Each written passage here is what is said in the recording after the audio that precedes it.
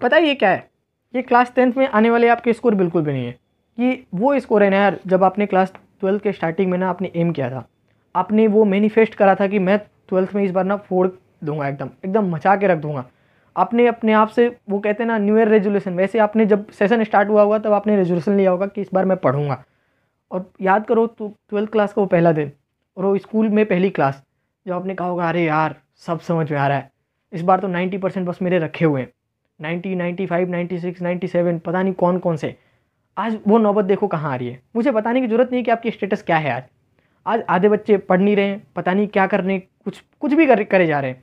काफ़ी सारे बच्चों के, मेरे पास एक ऐसे बच्चे का मैसेज आया जो स्टार्टिंग में मेरे से ये बोलता था, स्टार्टिंग के सेशन में, कि भैया मेरे ना इस बार तो 95, 96% आएंगे। कुछ दिन बाद अभी रिसेंट उसका मैसेज आया कि भैया मेरे से ना पढ़ा नहीं जा रहा, मेरे को बस पास होने की बता दो इंपॉर्टेंट क्वेश्चन, कि मैं पास हो जाऊँ। ये नौबत आ रखी है।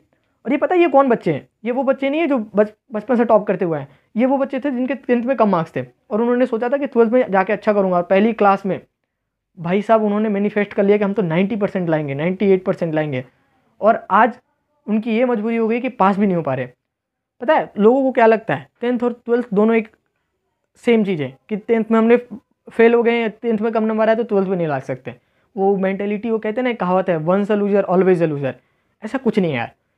देखो क्लास 12th में मेरे को लगता है ना यार, उसमें और जाके आपको एक्स्ट्रा मेहनत करनी चाहिए, अच्छे मेहनत करनी चाहिए। क्यों? क्योंकि इसमें आपके मनपसंद सब्जेक्ट्स हैं यार। अब वो सब्जेक्ट्स हैं जो आपने क्लास 10th में सोचा हुआ यार कि मेरे को ना 12th में तो जाके 11th 12th में जाके झंझट ही खत्म हो जाना है। सोचो ये दिन आपने भी देखे होंगे कि उस टाइम पे तो मेरे मन की सब्जेक्ट होगी, मेरे को साइंस पढ़ना है साइंस पढ़ूंगा, मेरे को कॉमर्स पढ़ना है कॉमर्स पढ़ूंगा, मेरे को ह्यूमैनिटीज़ पढ़नी है ह्यूमैनिटीज़ पढ़ूंगा।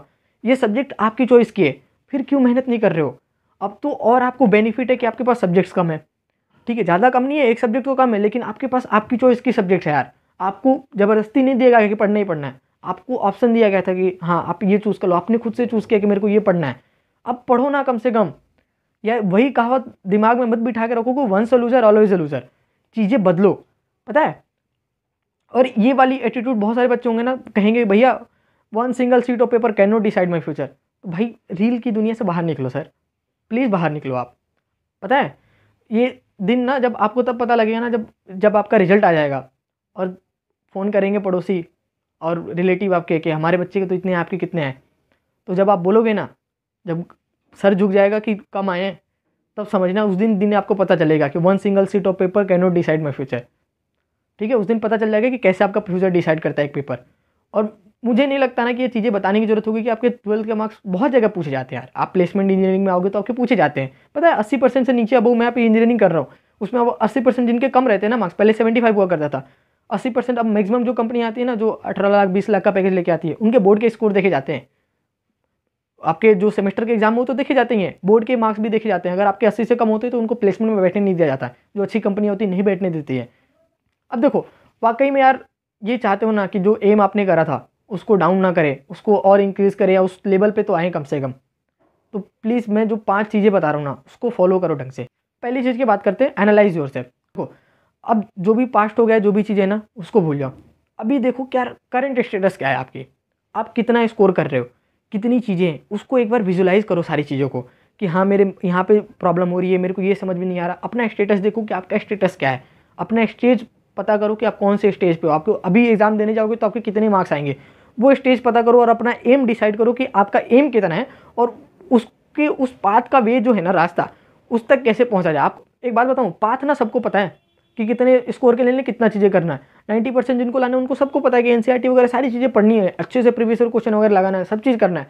और जिनको पता है कि बस पास होना है, उनको पता है कि बस लास्ट में बैठेंगे यूट्यूब पे क्वेश्चन निकालेंगे, मनीष भैया बता ही देंगे 15 क्वेश्चन में से तो 10 क्वेश्चन आने ही जाने, पास हो जाऊंगा मैं, ये सोच के बैठे हैं दो लोग। उनको फिर उनका कुछ कल्याण नहीं होना है। कम से कम आपको सबको पता है कि आपका पाथ क्या है, तो उस पाथ को चूज करो कि आपको कितना पढ़ना है, आपका कितना एम होना चाहिए। सेकंड पॉइंट की बात करते हैं, how to complete your syllabus in 2 month. अब देखो ये जो सवाल है ना, इस पर वधेरे वीडियो मिल जाएंगे, बहुत सारी चीज़ें।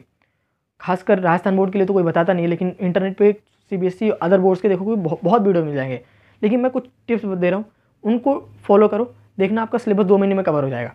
मैं बता रहा हूँ, पहली चीज़ें ये करो कि आपका जो प्लानर है ना, वो एक फिक्स पहले शेड्यूल बनाओ कि आपकी क्या क्या चीज़ें बची हुई हैं। मैं डेली बेस वाली प्लान नहीं बता रहा हूँ कि डेली हमें ये तो वो करो ही मत। लार्ज स्केल का प्लान बनाओ कि 2 महीने मेरी जर्नी कैसी होने वाली है, कि मेरे को ये चीज़ें पढ़नी है, मेरे को इतना टाइम है, इतनी इतनी चीज़ें पढ़नी है। अब ये डिसाइड करने के बाद पता है क्या करो, ब्लूप्रिंट, सिलेबस और आपके नोट्स के प्रिंट आउट होने चाहिए। देखो अब मैं जेन्युइनली बात बताऊँ ना, तो नोट्स अभी नहीं बना पाओगे, और मैं रिकमेंड भी नहीं करूँगा कि अभी बैठ के लेक्चर देख रहे हो तो नोट्स बनाओ साथ में। मैं ये कहूँगा ना कि जो बच्चे के नोट्स समझ में आ रहे हैं ना, आप एक बार नोट्स उठाओ, ठीक है, नोट्स उठाओ और वन शॉट लेक्चर देखते जाओ। वन शॉट लेक्चर कैसे देखना है, देखो वन शॉट लेक्चर आप नोट्स उठा लोगे, नोट्स प्रिंटेड फॉर्म में रहने चाहिए यार। आपके पैसे खर्च करने में ना कंजूसी मत करना है यहाँ पे, नहीं तो बोर्ड वाला मार्क्स देने में भी कंजूसी करेगा और स्कोर भी वैसे ही आएंगे। जाके चुपचाप हार्ड कॉपी प्रिंट आउट करवा के रख लेना, फ़ोन में मत पढ़ना PDF से। वहाँ पे जाना, प्रिंट आउट, जो भी दोस्त के नोट्स अच्छे लगते हैं वहाँ से जुगाड़ करो। या फिर ये बहाने मत देना कि भैया RPSC बोर्ड के लिए नोट्स नहीं है फलाना ढिमकाना नहीं है। भाई कंटेंट बधेरे पड़े, बस ढूंढो, मेहनत करना है। आपकी प्रॉब्लम है, आप मेहनत करो, मेरे से जितना होता है मैं करता हूँ, लेकिन आपकी प्रॉब्लम है ना, प्रॉब्लम आपकी सॉल्व करनी पड़ेगी। बहुत सारे बच्चे हैं, बहुत सारी समस्या है जीवन में, सबकी समस्या मैं नहीं सॉल्व करने बैठूंगा, जेन्युइन सी बात बता रहा हूँ। अगर आपकी प्रॉब्लम है आप सॉल्व करो यार, आप अपने दोस्त से जुगाड़ करो, इंटरनेट पे देखो, कहीं से देखो, जो नोट्स आपको समझ में आ रहे हैं 1-2 चैप्टर पहले पढ़ो, उनके सारे नोट्स पे से जुगाड़ करो और जाके उनके प्रिंट आउट करवा के रखो। अब प्रिंट आउट करवा लिया, आपके पास 3-4 चीज़ें प्रिंट आउट फॉर्म में है। अब पहली चीज़ है सिलेबस मस्ट है, और ब्लूप्रिंट दोनों आपके पास होने चाहिए। तीसरा हो गया आपके नोट्स की प्रिंट आउट करवा लो किसी दोस्त से, बनाने मत बैठना बस। अब देखो चौथा चीज़ क्या है, वहाँ पे अब क्या करो, वन शॉट लेक्चर उठाना। अब वन शॉट लेक्चर भी ऐसे मत बैठ जाना मूवी की तरह कि चल गया खत्म हो गया सिलेबस खत्म, नहीं होगा वैसे, ये गलती कर भी मत देना।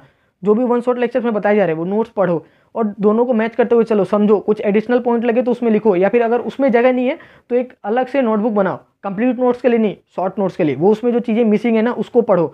और देखो मैं ये बताऊँगा ना कि जो लेक्चर्स है ना इस तरीके से देखना है कि एक बार में जो चीज़ें वहाँ पे पढ़ाई जा रही है वो आपको समझ आ रही है, आपको याद हो रहा है। भले उस टाइम पे याद ना करो, दोबारा रिवीजन की जरूरत पड़ेगी, लेकिन उस टाइम पे समझ में आ जानी चाहिए, उस टाइम पे याद हो जाना चाहिए कि हाँ ये चीज़ बोला गया था। तो जब भी आप रिवीजन करने जाओगे 10-15 मिनट में देखोगे आपका एक चैप्टर कंप्लीट हो जाएगा। ऐसे पलटोगे पेज तो पता लगेगा कि सब तो पढ़ रखा है। एक चीज़ और याद रखना यार, अगर आप स्कूल जा रहे हो ना तो मत जाओ। आपको भी पता है कि आपको स्कूल से कितना आउटपुट निकल रहा है, मुझे भी पता है कि कितना निकलता था। अब देखो मुझे नहीं पता कि आप स्कूल वालों से क्या बहाने बनाओगे, मुझे नहीं पता है, लेकिन वाकई में आप सीरियस होना पढ़ाई के लिए तो स्कूल मत जाओ यार। मैं ये रिकमेंड करूँगा, अगर स्कूल में कुछ बेनिफिट नहीं हो रहा, मुझे पता है कि सिलेबस वहाँ पे कवर हो रहा होगा, वो आपके हिसाब से आपको नहीं पढ़ा रहे होंगे, वो पूरी क्लास को पढ़ा रहे होंगे और आपकी क्लास कहीं ना कहीं आपसे बहुत आगे होगी, या फिर वही भीड़ वाली चाल में चल रहे होंगे सब। तो मुझे नहीं पता कि आप क्या बहाने बनाओगे, आप बस आपको बहाना बनाना है। अगर वाकई में सीरियस होना तो स्कूल मत जाओ यार, घर पे पढ़ो, लाइब्रेरी ज्वाइन कर लो अगर हो रहा है तो। और ये देखो कि आपका आउटपुट कहाँ निकल रहा है। आपसे बेहतर आपके लिए क्या बेहतर है ना, आपसे ज़्यादा कोई और नहीं समझ सकता। और आप अपने लिए बेस्ट सोचोगे हमेशा, मुझे पता है, मैं भी अपने लिए हमेशा बेस्ट सोचता हूँ, आप भी अपने लिए बेस्ट ही सोचते हो। कोई अपना ये नहीं सोचता कि मेरे ऊपर आके कुछ छत गिर जाए मैं मर जाऊँ, कोई ये नहीं सोचता। सब सोचते कि मेरा अच्छा हो, कल्याण हो, मैं अच्छा पढ़ूँ, अच्छा कमाऊँ, अच्छी गाड़ी में घूमूँ, सब चाहते हैं। स्कूल नहीं मन लग रहा तो मत जाओ यार, नहीं पढ़ा जा रहा नहीं जाओ। मैं भी छोड़ दिया था 10th क्लास में, 1 महीने स्कूल नहीं गया था, मेरा सिलेबस नहीं हुआ था। तो 12th में मैं डमी था, 10th में मैं नहीं गया था 1 महीने। स्कूल वाले फ़ोन करते जो भी बोलते, जो मेरे को नहीं पता क्या बहाने बनाओगे, बस वो आपके ऊपर है। अब मेरे से बस आके ये मत कहना कि भैया स्कूल वाले नहीं मान रहे। भाई नहीं मानेंगे, आपकी प्रॉब्लम है, सोल्यूशन आपको करना है। यही बात मैंने बोला ना अभी नोट्स वाली वीडियो टॉपिक में, कि प्रॉब्लम आपको तो सोल्यूशन आपको निकालना होगा। जब वो पढ़ा रहे थे उस टाइम पे तो आपने पढ़ा नहीं, तो इस टाइम पे क्यों बहाने निकाल रहे हो भाई? बहाने क्यों निकालना? अभी जो पढ़ा रहे, जब चीज़ें मैं बता रहा हूँ तो फॉलो करो, नहीं करना तो मत करो। जाना है स्कूल जाओ, अगर पता है कि कल्याण नहीं हो रहा है फिर भी जा रहे हैं तो जाओ भाई, मार लो अपने पैर पे कुल्हाड़ी, मैं इसमें कुछ नहीं कर सकता हूँ। आते हैं थर्ड पॉइंट पे, सबसे important point, fix your study material. अब स्टडी मटेरियल फिक्स करने का क्या पॉइंट है यार, 10 जगह से ना नोट्स वगैरह फॉलो मत करो। मैंने कहा था एक नोट्स बनाना या प्रिंट आउट कराना और उन्हीं को फॉलो करना। अब देखो स्टडी मटेरियल फिक्स करना कि हम कुछ हर चीज़ें हम नहीं देख रहे। देखो अगर बेसिक स्टेज पे होना, जब आपका सिलेबस कवर हो रहा है, बस 2 चीज़ें फॉलो करो, नोट्स और previous year question. Chapter wise ले लो या फिर बोर्ड के वेबसाइट से फ्री में डाउनलोड कर लो। बस अगर वो देख रहे हो तो ध्यान रखना कि उसमें सिलेबस आपका रिड्यूस हुआ है, तो उसमें अलग भी ऐसे भी क्वेश्चन है जो सिलेबस से हट चुके हैं। या फिर हमारे chapter wise previous year question खरीद लो, व्हाट्सअप में कर लेना, वहाँ पे डिटेल्स मिल जाएगी, वहाँ पे खरीद लेना। अभी ऑफर भी चल रहा है तो वहाँ से खरीद लेना और उनको देखो एक बार, उनको देखो, उनको देखते हुए चलो, उनको पढ़ते हुए चलो, उनको क्वेश्चन लगाओ। उससे बाहर कुछ भी नहीं जाने वाला है। प्रीवियस ईयर क्वेश्चन नोट्स कर लोगे ना, 95-96 ईजिली क्रैक कर लोगे यार, उसमें कुछ भी नहीं रखा है। मैं बस यही कहूँगा कि स्टडी मटेरियल फिक्स करो और प्रीवियस ईयर क्वेश्चन मस्ट है लगाना। अगर आपको लग रहा है कि आप सिलेबस वगैरह से कर सकते हो, आपको जरूरत नहीं है तो डेफिनेटली मत खरीदो। लेकिन अगर आपको लग रहा है कि आप चीज़ें प्रॉब्लम क्रिएट कर रही हैं तो पैसे खर्च करने में यार मत करो, ज़्यादा महंगा भी नहीं है।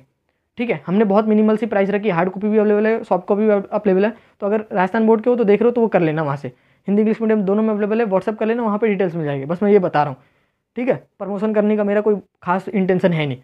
लेकिन अगर प्रॉब्लम है तो यहाँ पे सॉल्यूशन करो उन चीज़ों का, फिक्स कर लो स्टडी मटेरियल, नोट्स और स्टडी मटेरियल के अलावा ना अभी कसम खा लेना कि और कुछ नहीं छोड़े हो, कोई बुक नहीं, कोई क्वेश्चन बैंक नहीं। पहले ये करो, लास्ट में बहुत टाइम है, अपन सैम्पल पेपर लगाएंगे, सब करेंगे, बहुत टाइम है, पहले सिलेबस कवर करो, इनसे बाहर निकलो। फोर्थ पॉइंट की बात करते हैं यार, मोस्ट इंपॉर्टेंट पॉइंट, डिस्ट्रैक्शन को दूर करो। इंस्टाग्राम रील क्यों देख रहे हो मुझे नहीं पता है, अगर आपको लग रहा है ना वाकई में अपना प्लान सोच रहे हो तो न्यू ईयर रेजोल्यूशन लो यार, ठीक है। मेरे को लगता है मैनिफेस्ट करने से बहुत सारी चीज़ें होती हैं, आप अपनी मैनिफेस्ट करो कि आपको क्या एम है और क्या उस एम में आपका इंस्टाग्राम हेल्प कर रहा है। जाहिर सी बात है नहीं। जो भी डिस्ट्रैक्शन है यार उसको बंद करो। मुझे नहीं पता कि अगर आप यूट्यूब पे फालतू के वीडियोस देखते हो क्या करते हो क्या नहीं, मैं बताऊँ एक इलाज बताऊँ। मैं अपने टाइम पे क्या किया था, मैं भी डिस्ट्रैक्टेड था यार, मैं भी इंसान हूँ, मेरे से होता था। मैंने एक बहुत अच्छा अभी वो निकाला था, वो अभी भी मैं करता हूँ। पता है क्या, मेरे ना एक स्पेशल ईमेल आईडी है और उस ईमेल आईडी पे ना बस मेरी पढ़ाई की काम है, बस पढ़ाई वाली वीडियोस आती हैं। वो ईमेल आईडी में हमेशा जब भी मेरे को उस टाइम पे 10th-12th में था तो मैं अपने फ़ोन के ना ईमेल जो फर्जी वाला ईमेल आईडी था जिससे हर काम करता था, एंटरटेनमेंट वाली चीज़ें थी, उसको मैं लॉग आउट कर देता था और बस उसमें वो वाला ईमेल आईडी लॉगिन कर लेता था जिसमें बस पढ़ाई की चीज़ें, एक अलग ईमेल आईडी उसमें बस पढ़ाई से रिलेटेड कंटेंट आता था, तो मैं डिस्ट्रैक्ट नहीं होता था ज़्यादा, ठीक है। बाकी फ़ोन और व्हाट्सअप की बाउंडेशन लगा दो आप। मुझे पता है कि इस ज़माने में आप फ़ोन से कम्प्लीटली बाहर नहीं आ सकते हो, मैक्सिमम कंटेंट आपके लेक्चर्स वगैरह या फिर ऑनलाइन क्लास वगैरह भी आपके मोबाइल पे ही होते होंगे, तो मुझे पता है, लेकिन उसको कम किया जा सकता है। जो अनरिलेवेंट चीज़ें उसको हटाओ, एक ईमेल आईडी सेपरेट क्रिएट करो। मेरा पर्सनल ओपिनियन रहो यार, मेरे बहुत हेल्प मिली है इससे कि एक अभी भी मेरे कॉलेज वाले एक अपना ईमेल आईडी देते हैं, जितनी भी पढ़ाई की काम रहती है ना, जब भी मैं काम करने बैठता हूँ उस ईमेल आईडी को खोलता हूँ विंडो में, तो वहीं वो सारी चीज़ें वहीं पे होती हैं। और एक कसम खा लेना कि उसी ईमेल आईडी पे गाने नहीं सुनना है कभी भी, या फिर कुछ भी इंटरटेनमेंट की वीडियोज़ नहीं देखनी है, बस काम की चीज़ें हैं, काम करा, पढ़ लिया, उसको लॉग आउट कर लिया, वापस एंटरटेनमेंट वाली दुनिया में जाओ। मेरे को कोई दिक्कत नहीं है, करो मौज मस्ती करो, गाने सुनो, मूवीज़ देखो, मेरे को कोई दिक्कत नहीं है, लेकिन जो पढ़ाई कर रहे हो ना वो करो, अपने को रिवॉर्ड दो छोटे छोटे, मेरे को उससे प्रॉब्लम नहीं है, लेकिन पढ़ाई भी करो। लास्ट पॉइंट की बात करते हैं यार, वो है आपका रिवीजन रिवीजन रिवीजन। रिवीजन से ज़्यादा कुछ भी इंपॉर्टेंट नहीं है। अब देखो एक चीज़ ना बहुत बहुत आराम से बताता हूँ, एक चीज़ समझो। पता है, मान लो कि आपने सिलेबस कवर कर लिया लेकिन आपने रिवीजन नहीं करी, आपको कुछ नहीं आता, एक क्वेश्चन आपसे पूछ दूंगा तो आप मुँह खोल लोगे, तो क्या फ़ायदा फिर पूरा सिलेबस करने का। तो ध्यान रखना कि जितनी चीज़ें जितना आगे बढ़ रहे हो ना, पीछे की चीज़ें साथ लेके चलना। मेरे साथ मैथ के पेपर में हो चुका है क्लास 10th में कि मेरा पूरा सिलेबस कवर था, टीचर्स ने मेरे को कह दिया था कि 95-96 तेरे कहीं नहीं गए, और मैंने लास्ट के 1 महीने मेरे सारा सिलेबस कवर हो गया था, मैं मौज मस्ती मना रहा था और मेरे को लगा था सारी चीज़ें याद हो जाएंगी। मैं 2 दिन पहले बैठा तो मुझे पता चल गया था कि मेरा कुछ नहीं होना। ये रियलिटी है। तो मैं इसलिए कहता हूँ कि रिवीजन करो, भूल जाओगे यार, इंसान हो, भूल जाओगे, मेरे को जाहिर सी बात है। तो रिवीजन जो चीज़ें पढ़ रहे हो ना साथ में लेके चलना, नहीं तो एंड डे पे ना बहुत मुश्किल होगा, बहुत मुश्किल। और ये बिल्कुल एक टिप और ध्यान रखना है कि ये बिल्कुल मत करना कि एक दिन में ना आप एक ही सब्जेक्ट पढ़ रहे हो, या फिर एक कसम खा लिया कि अभी ना 10 दिन में बस फिजिक्स ही पढ़ रहे हैं, ये मत करना। लॉन्ग टाइम तक ना किसी भी सब्जेक्ट को इग्नोर मत करना, भले वो हिंदी इंग्लिश ही क्यों ना हो, थोड़ी थोड़ी चीज़ें पढ़ते रहना, सारे सब्जेक्ट को साथ में लेके चलना। दिमाग में रहना चाहिए कि सारा सब्जेक्ट ये भी है, ये भी है, ये भी है, ये भी चीज़ें हैं इसमें पढ़ने के लिए, ठीक है। और ये चीज़ें इस वीडियो को ना यार यहीं पे एंड करते हैं। अगर कुछ डाउट रहेगा होगा तो कमेंट कर लेना, और प्लीज़ मेरा रिक्वेस्ट है यार, इतनी चीज़ें बताने के बाद ना डोपामिन आई नो कि हाई हो गया होगा, लेकिन मुझे पता है कुछ दिन बाद लो हो जाएगा, लेकिन प्लीज़ इस पे ना थोड़ा सा रिलाई करना। और हो सके तो टेलीग्राम ग्रुप का लिंक होगा, उसको ज्वाइन कर लेना, वहाँ पे मैं सेशन लेते रहता हूँ, तो वहाँ पे बात कर लेना मेरे से आके। और 15 दिन में जो भी इसकी थोड़ी सी ज़रूरत होगी पुश करने के लिए, जो एफर्ट मारना होगा वो मैं मार दूँगा।